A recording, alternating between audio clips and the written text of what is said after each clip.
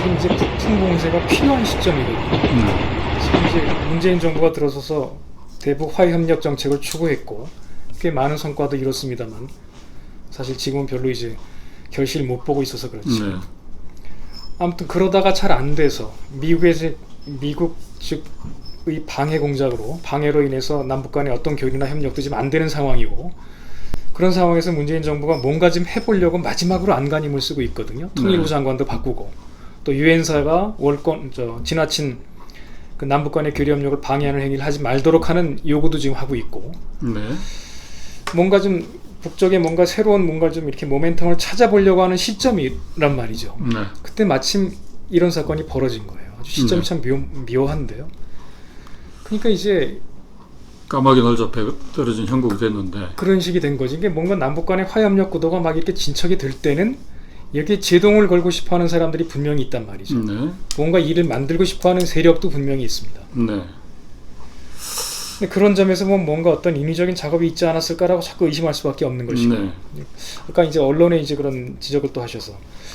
근데 언론의 사명은 사실 확인이 맞는데 이제 언론의 사실 확인이 참 안 되는 분야가 뭐 얼마 전에 조국 교수 사건이나 무슨 한명숙 전 총리 재판 사건이나 또 지금의 뭐 추미애 장관 무슨 아들 문제나 말도 안 되는 거 가지고 계속 이제 시비 거는 이유가 검찰의 이제 언론 플레이를 많이 얘기하거든요. 근데 검찰 기자가 기자들이 이제 검찰에서 흘리는 정보를 받았을 수밖에 없는 구조라는 것인데, 그보다 더 기자들의 확인이 안 되는 분야가 안보 분야거든요.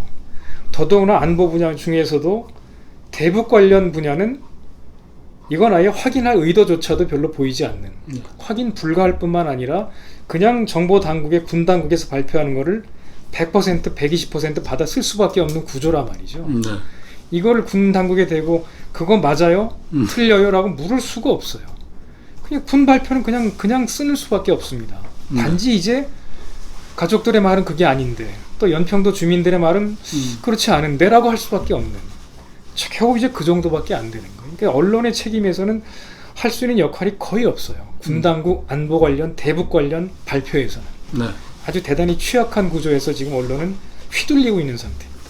저도 뭐 그런 구조적인 문제에 대해서 부정하고 싶은 생각은 없는데, 다만 이 정보의 실체적 진실에 접근할 수 없는 구조적 문제에다가 지금 제가 문제 삼았던 건 여기에 북에 대한 악마화 프레임, 다시 말해서 악랄한 의도를 보태서 기사화하는 것이 문제라는 거죠. 그거는요, 저도 그건 동의하는데 왜 그러냐 하면, 저도 뭐 정사무처장이나 저나 어릴 때부터 아주 가공할 세뇌 공작을 받으면서 자란 세대잖아요. 근데 지금 세대는 이제 그런 정도의 반공 세대는 아니지만, 그 이후로도 남북 간의 문제나 한국 현대사 문제에서 제대로 가르치고 공부할 기회가 전혀 없었어요. 네. 그냥 이전처럼 뭐 뿔난 도깨비처럼 북한을 묘사하는 그런 시대는 아니었다 할지라도, 여차직하면 또 무슨 사건만 터지면 북한을 공격하고 욕하는 그런 분위기 속에서 자란 아이들이 기자가 됐단 말이죠. 뭔가 옳게 우리 현대사나 우리 역사를 배울 기회가 없었던 아이들이 기자가 되면 그냥 자기 그 정신세계 속에서 있는 그대로 얘기하고 글을 쓸 수밖에 없어요. 그러니까 아까 말씀하신 대로 북에 대한 악마와 근성이 그대로 살아있는 상태에서 온 사회 분위기가 사실 그렇거든요.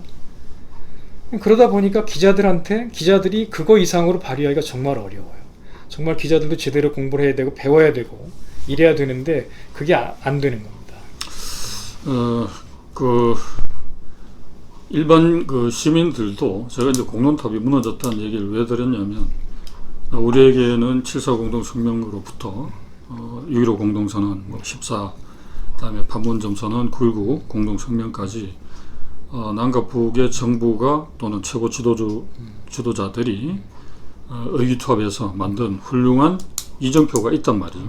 근데 늘 이게 실행 단계에서 좌절되어 왔고, 작은 사건 하나를 그 전에 쌓아왔던 성과를 물어 돌리는, 오히려 상황을 안 좋게 만드는 작용을 주로 언론들이 해왔고, 방금 말씀하신 대로 어릴 때부터 받아온 이 반북 교육의 결과라고 한다면, 제가 볼 때는 이 사람들이 북쪽 관련된 기사, 남북 관련된 기사를 쓰지 말아야 한다고 생각합니다. 왜냐하면 이건 한 개인의 도덕성의 문제를 질타하는 게 아니라 그것이 우리 사회에 미치는 영향, 이 악성 종양의 확산을 이 팬이라는 언론이라는 막강한 무기를 가진 집단, 이런 사고방식은 예를 들면 채널A 모 기자, 그 이철씨 기업가를 협박했다는 이 친구의 그 내용을 보면 자기가 없는 정보도 만들 수 있고 우리가 띄우면 국민들을 속이거나 가짜를 진짜로 만드는 것은 손바닥 뒤집기처럼 할 수 있다라는 이 오만함이 배어 있어요. 이런 데로부터 벗어나지 않는다면 도리 이런 얘기를 했더라고요. 최근에 낸 책입니다만 뭐 통일 청춘을 말하다, 뭐 유시민 씨하고 대담한 걸 정리한 책이던데 민주주의는 결국 언론의 횡포 때문에 망합니다 라고 단정을 했어요. 전제는 이런 거죠. 언론이 자본화되면 아무리 진보적 언론이라 할지라도 새로운 민주적 이성을 역사에 제시할 수 없다. 근데 여기 한국 언론은 자본의 이 뭐랄까 메인 측면과 더불어서 좀 전에 이야기한 대로 이 분단을 고착화하고 북쪽을 평화의 동반자가 아니라 소멸시켜야 될 인간 말종으로 묘사하고 있다는 거죠. 이 두 가지가 착종되면서 전 세계 어느 나라에서도 볼 수 없는 이 한국적 언론 환경, 대북 보도 현실, 이라는 괴물이 태어난 게 아닌가 이런 생각을 하게 되는 거죠. 갑자기 비약일지 모르지만 단적인 예로 그 남북 간에 지금 김정은 위원장하고 문재인 대통령하고 자주 만나고 있을 때 2018년 얘기겠죠. 네. 그 즈음에 이제 북쪽 주민들이 문재인 대통령을 가리켜서 얘기할 때 문재인 원수님이라고 칭했다는 얘기를 제가 들은 적이 있어요. 그래요? 정확한 표현인가요? 좌우지간 그 김진양 그 개성공단 지원재단 이사장님이 얘기하신 것 같은데 좌우지간 남쪽 그 최고 지도자에 대해서 최대한 예의를 갖춰서 표현한단 말이죠. 네. 정확한 제가 워딩은 다시 확인해야 되겠습니다만 네. 근데 우리 남쪽에서는 김정은 위원장을 외칠 때 위원장 소리를 거의 안 붙입니다. 그냥 김정은 이런단 말이죠. 그러니까 대단히 저쪽에 대해서는 뭔가 우리보다 이제 한 단계 낮게 보고 격화시키려고 그러고 무시하려고 그러고 이런 게 늘 무의식 속에 작용을 하고 있어요. 네. 그러다 보니까 이제 이런 사건이 터지면 또 예의 저 나쁜 뭐 무슨 이렇게 되는 거죠. 이런 뭐라 그럴까 무의식적인 어떤 이런 반복 감정을 이렇게 해소할 수 있는 이런 과정들이 필요한데 네. 뭐 전 국민이 그런 과정을 겪지 그런 기회가 없는 거죠, 사실은. 이게 뭐 김진영 이사장 이야기가 나왔습니다만 이 공무원 신분으로는 이례적일 정도로 이 북맹 타파 그렇죠. 네. 전선에서 활약을 하고 있는 분인데 늘 강조하는 게 그런 거죠. 이 책임 있는 위치를 쓸수록 북에 대해서 제대로 알아야 한다. 이거 뭐 찬양하라는 얘기가 아니잖아요. 할 수도 없고 그렇지만 있는 대로 상호 존중하면 그렇죠. 되는 겁니다. 모르면서 이 하는 말과 행동이 얼마나 남북 간의 관계를 파고로 몰아갔는지 이걸 이제 강조해서 풍명이라는 말도 만들어낸 건데 뭐 앞에 주제들이 무겁습니다만 좀 가벼운가 북쪽 사람들도 이제 자기 입장에서 남쪽을 바라보는 그런 이제 경우들도 있죠. 예를 들면 남과 북의 수뇌부께서 그렇죠. 만나서 합의한 건데 어떻게 일곱시 이 실무 라인에서 그걸 가로막을 수 있는가? 이 워킹그룹 이야기하는 거죠. 그러니까 이제 대통령을 자기는 수령처럼 생각하는 측면도 있는 겁니다. 대통령이 결심하면 일사불란하게 저는 좀 전에 말씀드린 그 칭호로 분명히 불렀다고 제가 들었어요. 그래서 좀 그래요라고 그래서 제가 갑자기 그런가 싶어서 지금. 그러니까 북쪽 입장은 그럴 수 있다는 걸 이제 제가 말씀드리는 거죠. 그러니까 평범한 인민들의 경우에 뭐 고위 정책 당국자들이야 뭐 그런 거에 대해서 혼돈을 느끼는 사람이 없겠습니다만 일반 인민들의 경우에는 이 북쪽의 수령이면 남쪽도 수령 아니냐 뭐 이런 생각을 하는 경우들도 있다고 해요. 자 그런데 이제 아까 이야기하다 잠깐 했습니다만 이걸 갖다가 그럼 누가 의도적으로 방해하거나 국면을 반전시켜야 될 그런 이해관계를 가진 집단이 있는 것 아니냐라는 이야기가 흘러나오고 있는데 조성열 박사라고 있어요. 전 안보전략연구원이었죠. 이분이 이제 언론에 나와서 뭐라고 그랬냐면 뭐라고 표현하더라? 옥토버 스프라이즈? 10월에 북미 간에 어떤 극적인 이 정상회담 또 그걸 통한 이 평화협정 내지는 이 종전선언 이 물밑에서 지금 준비가 되고 있는 것 아니냐. 그건 이제 뭐 비건의 뭐 방한 문제라든지 외교부 차관의 방미 뭐 등등 여러 가지 정황을 예로 들면서 그리고 이제 결정적으로는 문재인 대통령의 이제 유엔 연설, 녹화 연설입니다만, 그래서 종전 선언을 언급한 것 등등이 마치 이제 김대중 대통령이 이 독일에서 남북 정상회담의 어떤 배경 밑자리를 깐 것처럼 그런 의도가 있는 것 아니냐. 이런 좀 상당히 이제 낙관적인 전망이었죠. 이게 이제 최근 북쪽이 예외적으로 신속한 사실관계와 북쪽에서 파악한 사실관계와 김정은 위원장의 사과문을 보내온 것 이유를 이제 이렇게 해석을 하는 것인데, 뭐 저는 나름대로 일리가 있는 진단이라고 생각을 합니다. 아까 먼저 말씀하셨지만 문재인 정부로서도 그럴 만한 국면을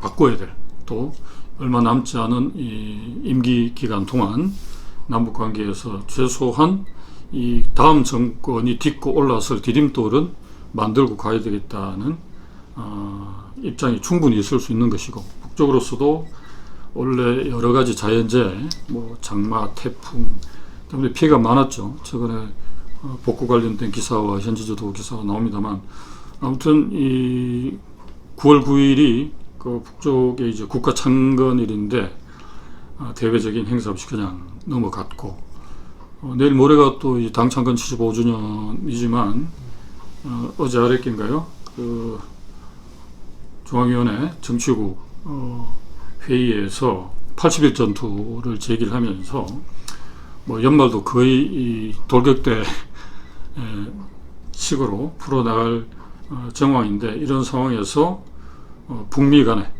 어떤 이 평화를 안착시킴으로써 경제 발전에, 그러니까 북쪽 편을 빌리면 경제 발전에 집중할 수 있는 외부적 환경을 조성한다. 이거 굉장히 중요한 일이기 때문에 이러한 해석이 나오는 것 충분히 있을 수 있는 일이라고 생각을 합니다. 그렇기 때문에 더더욱더 지금 현재 벌어지고 있는 정략적 이 이전투구 진흙탕 싸움이 더 불순하다고 하는 거죠. 이 한 해 수십조의 국방 예산과 미제 신무기 맞긴 하나요? 무기를 사들이는 한국 입장에서 이 공고한 평화의 구조화, 이거는 이 우리의 생존과 직결된 문제이기도 하고 가장 큰 이 경제적인 자산을 얻는 일이기도 한 것인데, 이걸 물어 돌리겠다는 건 어떤 의미에서 보더라도 용납될 수 없는 굉장히 불순한 의도다라는 거기 때문에 좀 목소리가 높아졌던 것 같습니다. 그래서 이런 그러니까 정략적인 이해관계에 얽매인 이전 투구를 빨리 벗어나기 위해서라도 앞서 여러 차례에 거쳐서 강조하신 바대로 월북이라는 걸 단정 짓지 말고 그 근거를 제시하는 것부터 다시 시작해야 된다. 그것도 국감장에서 또는 모든 매체를 동원해가지고 뭔가 한 건 잡았다는 듯이 이 민족이 아니는 보살피지 않고 정략적 이해만 앞세우는 이런 행태부터 없애지 않으면 또 나중에 가서 이게 뭐 아니면 말고식에 생채기를 내는 이런 나쁜 선례로 이제 남을 수밖에 없지 않겠는가 하는 생각이 들고, 자 이제 마무리를 해야 될 시간이 됐는데요. 2013년 9월 16일 아까 예를 들었는데, 우리 국민 한 사람이 이제 임진강을 통해서 월북을 시도하려다가 초병의 제지를 무시하고 강물에 뛰어들었기 때문에 수십 발을 쏴서 사살했다라고 국방부가 발표한 적이 있어요. 여기에 대해서 어떤 언론도 비인간적인 만행이라고 규탄하는 기사를 쓴 걸 못 봤습니다. 단지 사실관계만 국방부 입장만 스트레이트 기사로 짧게 내보냈던 걸 확인을 했는데 여기에서도 이중잣대라는 그렇죠. 것이죠. 그러니까 이제 월북자란 말을 해서 피하고 싶은 그렇죠. 우리 국민 뭐 이러면서 아무를 저항할 수 없는 우리 민간인 이러면서 이제 비난의 화살을 저쪽으로 돌리고 있는. 그렇게 따지면 이것도 지금 현재 야당 국민의힘 당시에 집권 당일 때입니다. 박근혜 정부 때죠. 2013년 9월 16일이면. 그러니까 그때는 월북 의도가 명확했다는 거죠. 소변의 제재를 무시하고 건너갔으니 명확했다. 그러니까 지금은 그게 아닐 수 있다. 그냥 민간인이다 이러면서. 뭐 저는 거기도 동의할 수 없는 게 갑자기 위협 뭐 공포를 분명히 쐈을 거 아닙니까? 그럼 겁이 나서 당에서 뛰어내렸을 수도 있는 거죠. 일단 생부에서 저는 뭐 잡으려면 뭐든 잡을 수 있다고도 볼 수 있기 때문에 네. 군이 최선을 다했는가에 대해서는 여전히 이제 의구심이 있습니다. 일관성이라는 측면에서도 그렇고 이걸 갖다가 비판하지 않으면 북의 응사에 대해서도 비판할 수 없는 게 되는 겁니다. 그걸 저쪽에서는 이제 불법 침입자라고 규정을 했잖아요. 그렇죠. 전통을 보낼 때. 우리는 이제 순수 민간인이고 저항할 수 없는 이렇게 표현을 썼지만 저쪽에서 볼 때는 다른 거죠. 이게 주권자는 말이 없다는 참. 근데 정말 이 실종자 그 사살된 그 사람인지가 확인이 돼야 되지만 정말 아니라면 그것도 또 이상한 일이거든요. 그렇죠. 그럼 도대체 누구지? 이 실종된 사람은 어디 가고 거기서 죽은 사람은 또 누구지? 거기까지 정말 이건 나가면 아주 상상할 수 없는 거기까지 나가면 굉장히 거대한 음모론이 맞습니다. 작동을 하기 때문에 아니길 바라야죠, 사실은. 아니길 바라는 마음 간절합니다. 그래서 오늘 마지막은 어제 아랫게죠. 그 천안함 이 폭침이 아니라 좌초라고 주장을 하면서 군 당국으로부터 명예훼손 10년 만에 무죄 판결을 받았어요. 항소심에서. 네. 물론 천안함이 폭침됐다는 사실에는 변함이 없습니다. 다만 명예를 훼손할 의도가 있었다고 볼 수 없다. 명예훼손 부분에 대해서만 무죄 판결을 받은 것인데요. 이 신성철 대표가 그런 이야기를 했어요. 본인의 명예는 비록 회복되었다지만 진실 규명이 됐다는 건 아니다. 이제부터 시작이다. 라는 말을 했고 가장 중요한 게 마지막인데 자 만약에 남쪽 군부가 주장한 북의 일본 의뢰에 의한 폭침설이 맞다면 북은 당연히 사과하고 책임자를 처벌해야 하고 재발 방지에 대한 대책을 제시해줘야 된다.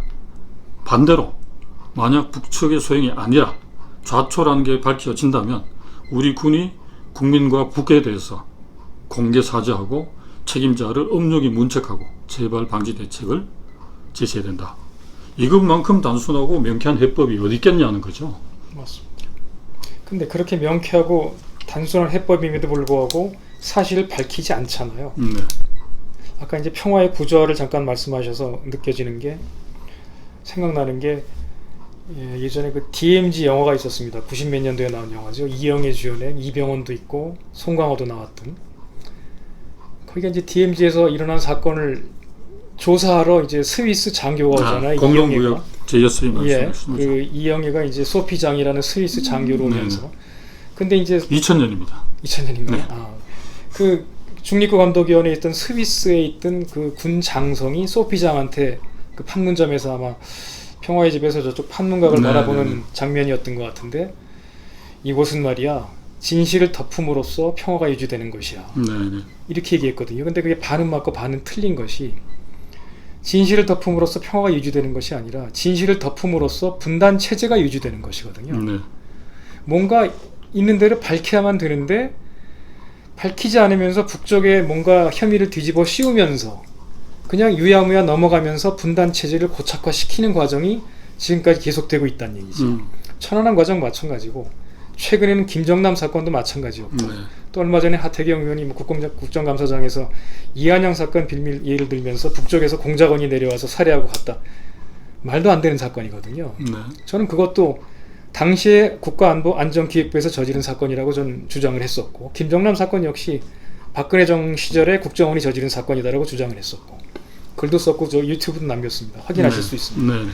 차후장 그런 사건들로 인해서 분단 체제가 유지되고 있는 거거든요. 말도 안 되는 사건으로 인해서. 그리고 아까 이제 신상철 선생 얘기를 하시면서 천안함 얘기를 하셔서 그것도 너무나 뻔한 사건인데 폭침으로 이제 규정을 해버리는 데 있어서 가장 큰 역할을 했던 게 해군작전사령부예요. 네. 이번에도 마찬가지예요. 맞습니다. 지금 이 사건에도 해군작전사령부가 깊이 개입됐단 말이죠. 뭔가 정보를 가공하는 과정에서 천안함 사건 역시도 처음에는 보고는 좌초라고 보고가 됐습니다. 네. 그랬는데 하루 이틀 지나면서 무슨 정보를 어떻게 만지작거렸는지 갑자기 폭침으로 만들어버린 거예요. 이번도 비슷한 과정이 아니었을까. 뭔가 실종인데 그럼 저희가 죽은 사람은 또 뭔가 이제 의문이 남긴 하지만 아무튼 그 과정에서 뭔가 또 예전과 같은 일이 벌어졌을 수 있을 수 있다고 생각이 되는 거죠. 근데 여기에 대해서도 그 당시는 이명박 정부였고 지금은 문재인 정부인데라고 얘기할 수도 있겠지만 저는 해군작전사령부는 한미연합사 소속의 어떤 그 구조가 그대로 보존이 온전하고 있다고 생각을 해요. 네. 그 사람들이 문재인 정부의 남북 화해협력 구도 정책에 찬성하는 집단이 아니라고 저는 생각을 합니다. 네. 얼마든지 북쪽을 상대로 한 정보 공작을 할 수 있다고 저는 보는 거예요. 그래서 이것도 그런 시각에서 봤어야 되는데 청와대도 너무나 안이했고 네. 뭐 당연히 여당이나 언론 말할 것도 없고 그러다 보니까 지금까지 이렇게 잘못 흘러온 것이 아닌가 이렇게 생각됩니다. 자, 아주 중요한 말씀을 마지막에 해주셨습니다. 설사 문재인 정부가 촛불혁명이 탄생시킨 정부라고 하나 여전히 한미연합사의 직접적인 통솔하에 있는 예를 들면 해군작전사령부 천안함 때도 마찬가지고 이번 사건에 있어서도 이 정부의 공식 입장과 의지라고 할 수 있는 남북의 평화번영에 찬성하지 않는 세력일 수도 있다. 그렇죠. 네. 또 그런 세력에 의해서 이런 사건이 조작될 가능성도 선례를 봤을 때 배제할 수 없다. 시간이 지났기 때문에 마무리를 해야 될 것 같습니다. 오늘 마무리는 우리 강진욱 기자가 인용하신 말을 재인용하면서 마무리를 해야 되겠는데 진실은 덮음으로써 평화가 유지되는 게 아니라 진실을 덮음으로써 분단 체제가 유지되는 것이다. 이번 기회에 군 당국 특히 정보를 취급하는 또 이번 발표에 직접적인 관계를 가진 당국의 촉구합니다. 진실을 만천하에 밝힘으로써 분단 체제를 종식시키고 함께 공동으로 평화롭게 번영하는 새로운 한반도를 만드는데 역사적 전기를 마련해 줬으면 하는 소망을 피력하면서 오늘 대담은 이것으로 마치도록 하겠습니다. 수고하셨습니다. 수고하셨습니다. 예, 고맙습니다.